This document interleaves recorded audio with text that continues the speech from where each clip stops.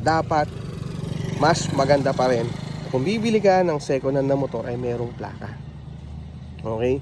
Kasi sa totoo lang, napakahirap pong kumuha ng plaka, lalo na yung mga 2018 pataas. Kapag nagpaplano ka bang bumili ng second hand na motor, mga kaibigan natin at mga tropa na to, motorman or 4 wheels man yan o basta sasakyan ngayon 2026. So ito yung mga ilang tips o dapat natin tandaan para hindi po tayo magkaroon ng problema kung bibili tayo ng second hand na sasakyan. Una, dapat po original yung OR, yung CR ng inyong sasakyan na bibilin. Tulad ng motor, halimbawa ito.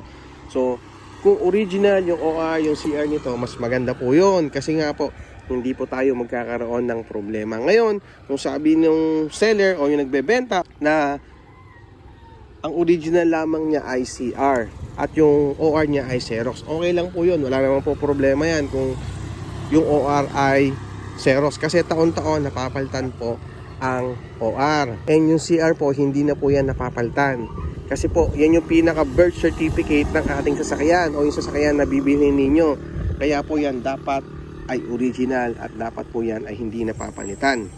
Maliban na lang kung nagkaroon ng change ownership, pero yan po mga kaibigan natin is dapat original. So yun, isa sa mga dapat yung tandaan niya na mga kaibigan natin, yung original, yung OR, yung CR. Wag na wag din po natin kakalimutan yung ID ng first owner. Dapat napaka-importante po yung ID ng first owner.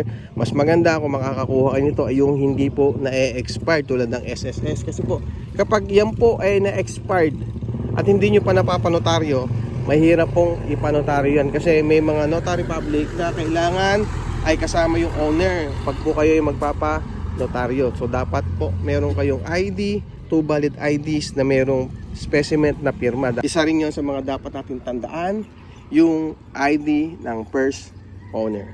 At dapat po magdala na rin po tayo ng deed of sale. Okay? So yung deed of sale po mga kaibigan natin, dapat po ito mga kaibigan ay pirmado. May pirma po ng vendor at dapat po kompleto po yan. Mas maganda po yan. Yung open deed of sale mga kaibigan is ganito po, tulad nito.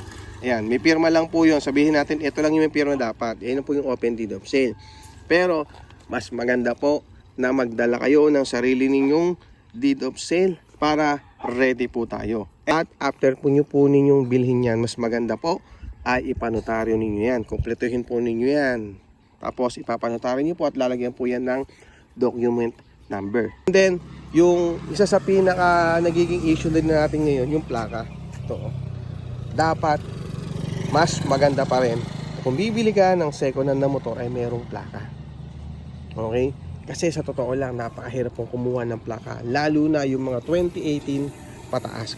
Ang pagkuha po ng plaka kung 2018 pataas ay sa mga dealer po yan at sa regional.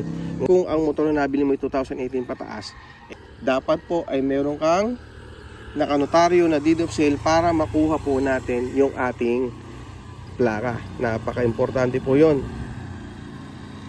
mga kaibigan natin. Kaya masasuggest ko po sa inyo na mas maganda kung nakakuha kayo ng motor o bumili kayo ng motor, dapat meron po kayong plaka. Dapat ay merong plaka yung nabili yung motor. Kasi ang hirap pong kumuha talaga ng plaka.